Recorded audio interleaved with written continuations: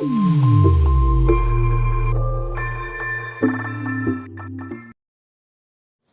Video में हम बात करेंगे कक्षा छठवीं के अध्याय 2 प्रश्नावली 2.1 के बारे में। यहाँ पे देखिए सबसे छोटी प्राकृत संख्या कौन सी है, ये पहला प्रश्न है।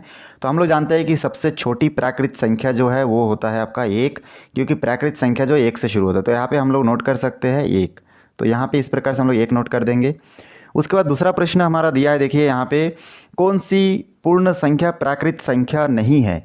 तो हम लोग जानते हैं कि 0 जो है वो पूर्ण संख्या है, लेकिन प्राकृत संख्या नहीं कहते, 0 को प्राकृत संख्या नहीं कह सकते। तो इसका आंसर कितना हो जाएगा, 0। तीसरा प्रश्न लिखा है वह पूर्ण संख्या बताइए जो 5 की पूर्ववर्ती है।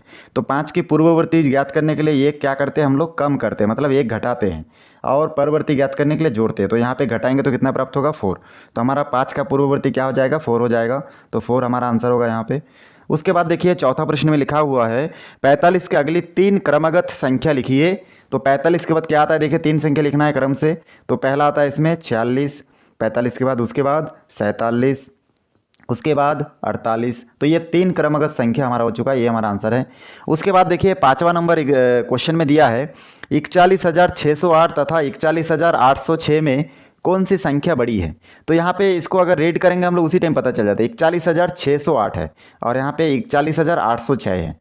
तो 41,600 तो कम होगा 41,800 से, और 6-8 तो अलग चीज़ है, ठीक ना, वो तो और छोटा संख्या है। तो यहाँ पे 41,806 क्या हो जाएगा आपका, सबसे बड़ी संख्या हो जाएगा। तो हम लोग इसको नोट करेंगे यहाँ पे। तो इस प्रकार से इसको नोट कर देंगे 41,806। तो ये हमारा आंसर हो गया। देखिए बहुत आसान है। चलिए आगे बढ़ते हैं। 6वां नंबर क्वेश्चन में दिया है निम्न दिए गए कथन सत्य है कि असत्य, छाट के लिखिए। अब ये कथन सत्य है कि असत्य है उसको हमको बताना है, ठीक ना। तो हम लोग देखेंगे सबसे पहला क्वेश्चन में दिया गया सबसे छोटी प्राकृत संख्या 0 होती है। तो सबसे छोटी प्राकृत संख्या 0 कैसे होगा, क्योंकि प्राकृत संख्या तो 1 से शुरू होता है। तो यहाँ पे ये कथन क्या है, असत्य है। तो यहाँ पे हम लोग नोट करेंगे असत्य। उसके बाद नेक्स्ट इसका दूसरा नंबर क्वेश्चन दिया है कि वह छोटी पूर्ण संख्या, मतलब सबसे छोटी पूर्ण संख्या 0 है। तो सबसे छोटी पूर्ण संख्या 0 है, ये कथन क्या है आपका, सत्य है। इसलिए यहाँ पे नोट करेंगे सत्य, क्योंकि पूर्ण संख्या कहाँ से शुरू होता है, पूर्ण संख्या 0 से शुरू होता है। 0, 1, 2, 3 ऐसा समथिंग चलता जाएगा आगे, ठीक ना। तो इस प्रकार हम लोग जानते हैं। चलिए आगे बढ़ते हैं। इसमें तीसरा नंबर क्वेश्चन में दिया है किसी प्राकृत संख्या में उसी प्राकृत संख्या को घटाने से शेषफल 0 मिलता है, ठीक ना। फिर से इसको एक बार रीड करते हैं। किसी प्राकृत संख्या में उसी प्राकृत संख्या को घटाने से शेषफल 0 मिलता है। तो 0 मिलता है कि नहीं, तो हम लोग देख लेते हैं एग्जाम्पल में। जैसे कि मैं मान के चले 5 में 5 को घटा दिया तो कितना मिलेगा, 0 मिला। मैं मान के चले 1 में 1 घटाऊंगा तो भी कितना मिलेगा, 0। मान के चले मैं 2 में 2 घटाऊंगा तो भी हमको कितना मिलेगा, 0 मिलेगा। तो ये कथन क्या है आपका, सत्य है।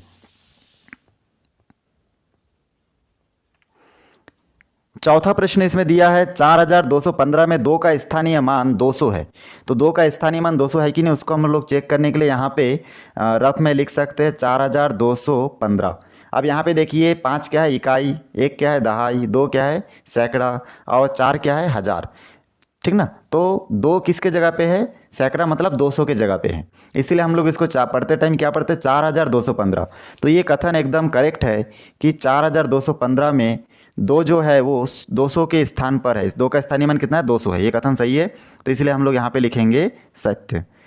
चलिए आगे बढ़ेंगे। इसके बाद इसमें लिखा हुआ है 4215 में 2 का अंकित मान 2 है। ये कथन भी सही है, क्योंकि 2 को अंकित करने के लिए हमको 2 ही लिखना पड़ेगा ना। मतलब 4200 लिखने के लिए हमको 2 लिखना पड़ेगा कि नहीं, पड़ेगा। तो इसलिए ये कथन सही है कि 4215 में 2 का अंकित मान कितना होगा, 2 होगा। ये कथन भी आपका सही है। जैसे 300 लिखने में 3 क्या है, अंकित मान है, तो 3 एक कथन सही होगा। उसके बाद नेक्स्ट क्वेश्चन दिया इसमें, यहाँ पे देखिए 6वां प्रश्न दिया सबसे बड़ी पूर्ण संख्या नहीं बताई जा सकती। तो सबसे बड़ी पूर्ण संख्या नहीं बताई जा सकती, ये कथन क्या हो जाएगा, सही होगा। क्योंकि सबसे बड़ी 1 अंक या 2 अंक बोलने से हम लोग बता सकते हैं, लेकिन सबसे बड़ी मतलब गिनती कभी खत्म नहीं होगा, अनंत तक चलते रहेगा, हम लोग जिंदगी भर गिनते रहेंगे, कभी खत्म नहीं होगा। इसलिए ये क्या हो जाएगा आपका, ये कथन सत्य होगा। उसके बाद चलिए आगे बढ़ते हैं।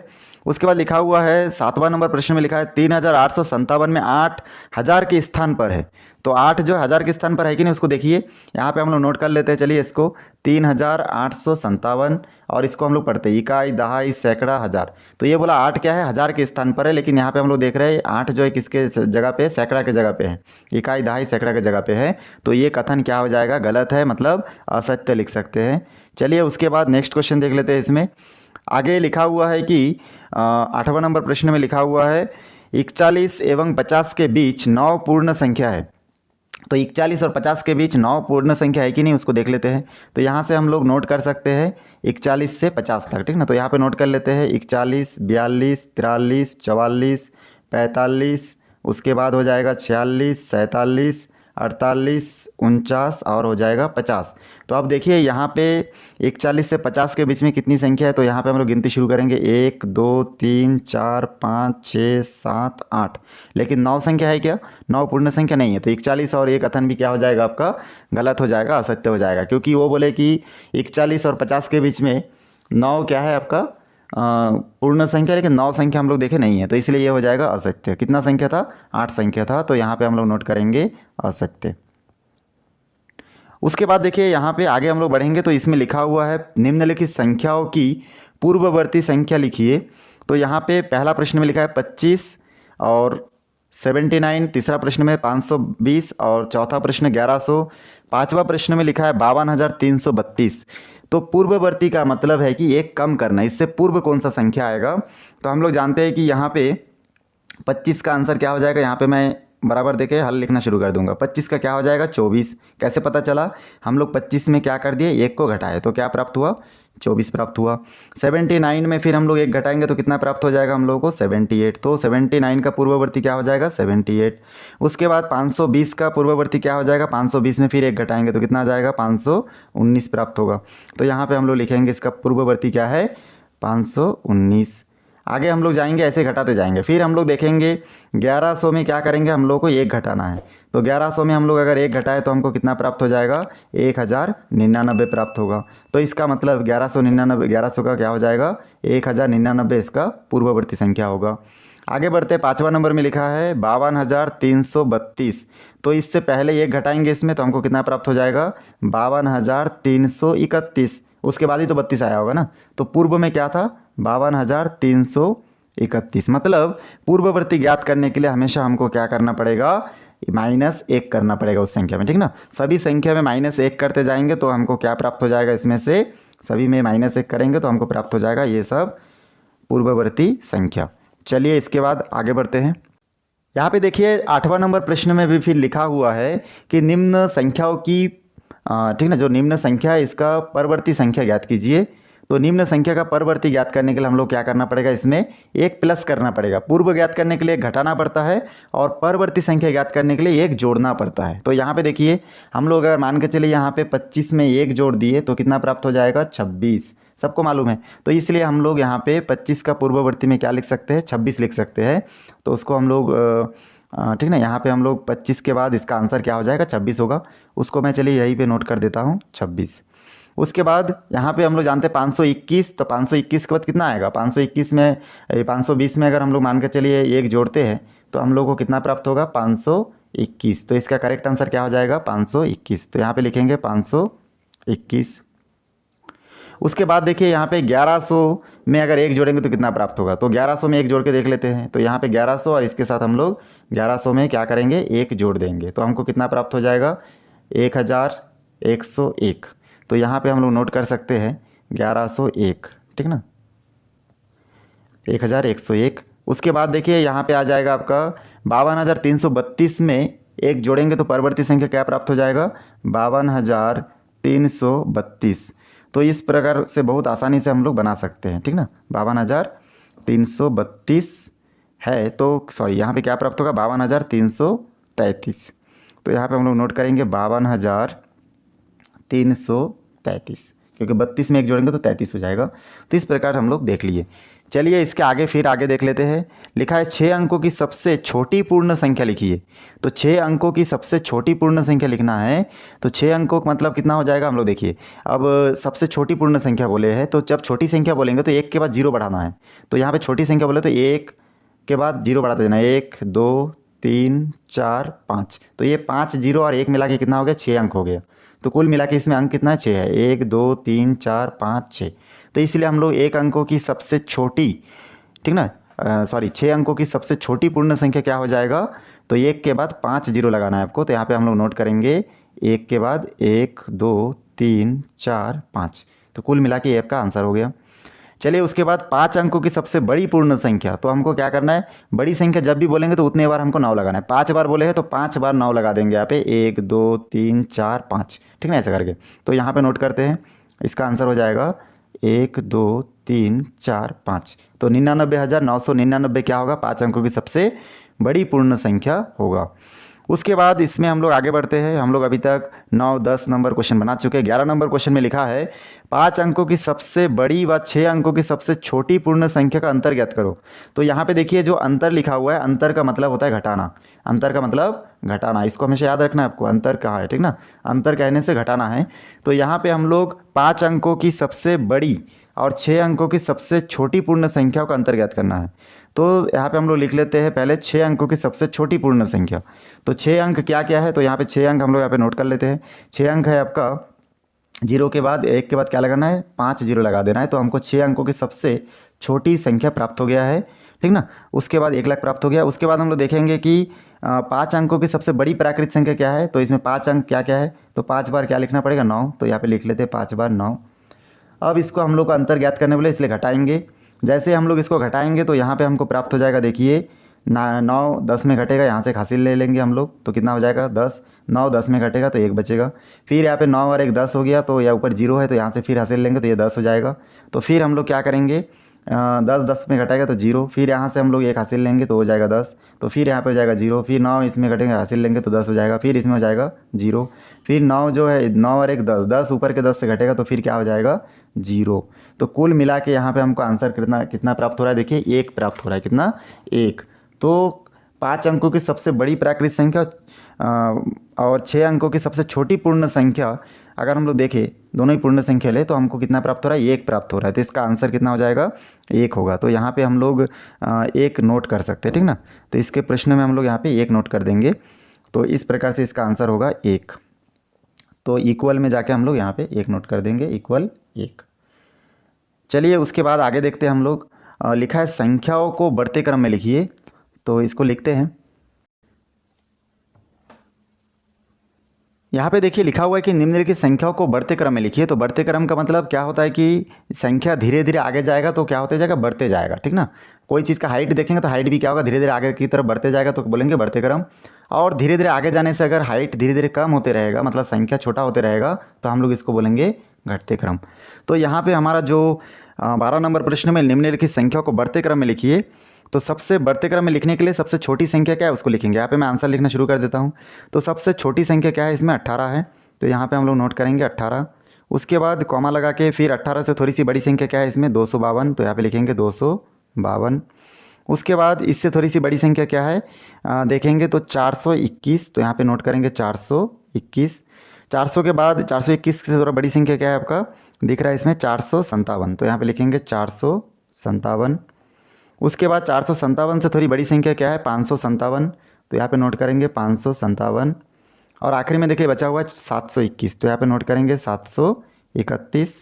तो इस प्रकार से बहुत आसानी से हम लोग संख्याओं को बढ़ते क्रम में कैसे लिखना है वो हम लोग लिख चुके हैं। ये हमारा आंसर होगा। चलिए नेक्स्ट प्रश्न देखते हैं। लिखा हुआ है निम्नलिखित संख्याओं को घटते क्रम में लिखिए। घटते क्रम में क्या होता है, धीरे धीरे हम लोग आगे बढ़ते जाएंगे और संख्याओं का मान जो है बड़े से क्या होता जाएगा, छोटे की ओर जाते जाएंगे, धीरे धीरे घटते रहेगा, ठीक ना। इस प्रकार घटते क्रम बोलते हैं इसको। तो संख्या का सबसे बड़ी मान क्या है, इसमें सबसे बड़ी मान क्या है, इसमें 617 है। तो हम लोग सबसे पहले नोट करेंगे 617 बराबर देके 617 नोट कर लेता हूँ। उसके बाद 617 से थोड़ा सा और छोटा, थोड़ा सा कम हमको देखना है, एकदम कम नहीं लिखना है, ठीक ना। इसके बाद वाला कम संख्या, तो उसके बाद वाला कम संख्या कितना है, 458। तो यहाँ पे नोट करेंगे 458। उसके बाद ठीक ना, ये दो हमको लिख चुके हैं, इसमें हम लोग पेंसिल से राउंड लगा सकते हैं जानकारी के लिए। दोनों हो चुका है, इसमें नहीं देखना, फिर तीनों में देखना है। तीनों में थोड़ा सा 458 से छोटा क्या है, 225, तो इसके बाद लिखेंगे 225।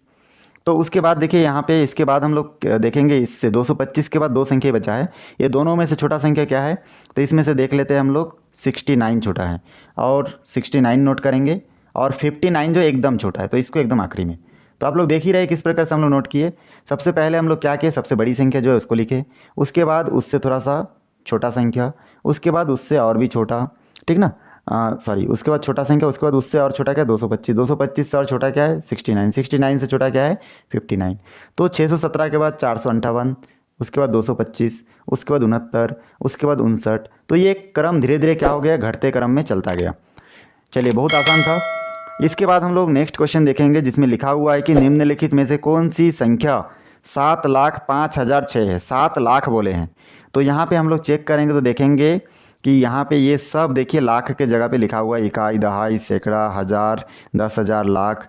यहाँ पे देखेंगे इकाई, दहाई, सैकड़ा, हज़ार, 10,000, लाख। इधर भी देखेंगे इकाई, दहाई, इकाई, दहाई, सैकड़ा, हज़ार, 10,000, लाख, 10 लाख। तो ये वाला हमारे लिए क्या हो जाएगा, रिजेक्ट हो जाएगा, इसको हम लोग, ये हमारे लिए नहीं है, इसको क्रॉस कर देंगे। तो ये 3 संख्या बचा है जिसमें कि तीनों लाखों में है, बाकी ये क्या है 70 लाख में पहुंच गया, इसलिए इसको क्रॉस कर देना है पेंसिल से। उसके बाद हम लोग देखेंगे इन तीनों में से कौन सा 7,05,006 है। तो हम लोग फिर अब क्या देखेंगे, 7 लाख हम लोग देख लिए, सभी में 7 लाख है, तो 7 लाख हमको नहीं देखना, अभी क्या देखना है 5 जो है हज़ार के जगह पे है कि नहीं।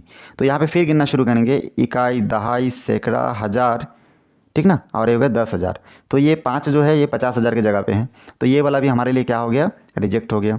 उसके बाद इसमें भी देखेंगे, इसमें भी क्या होता है, इसमें भी गिन के देखेंगे, इकाई, दहाई, सैकड़ा, हज़ार, 10,000, ठीक ना, 10,000 में आ रहा है, तो 5,000 में नहीं आ रहा, तो ये भी हमारे लिए क्या हो गया, रिजेक्ट हो गया। अब आखिर में जो बचा है देखिए, ये हमारे लिए करेक्ट है, क्योंकि इसमें देखिए इकाई, दहाई, सैकड़ा, हज़ार, मतलब 5 जो है हज़ार की जगह पे, यहाँ पे भी लिखा है 5,000, तो 5,000 के स्थान पर है, ये सही है। बाकी ये 50,000 के जगह पे या फिर 50 लाख के जगह पे रहेगा, तो ये हमारे लिए क्या हो जाएगा, गलत हो जाएगा। तो 7,05,000 कौन सा सही है हमारे लिए, ये वाला सही है। इस कंडीशन में भी 5,000 था, लेकिन इसमें क्या है, ये रिजेक्ट ही हुआ, क्योंकि 7 जो है 70 लाख के जगह पे है, और जबकि यहाँ पे 7 लाख लिखा है, यहाँ पे 70 लाख हो गया, तो वो नहीं हो पाया, इसलिए हमारे लिए करेक्ट आंसर क्या हो जाएगा, ये वाला। तो इसको हम लोग नोट कर लेते हैं यहाँ पे, ठीक ना, ये हमारा आंसर है।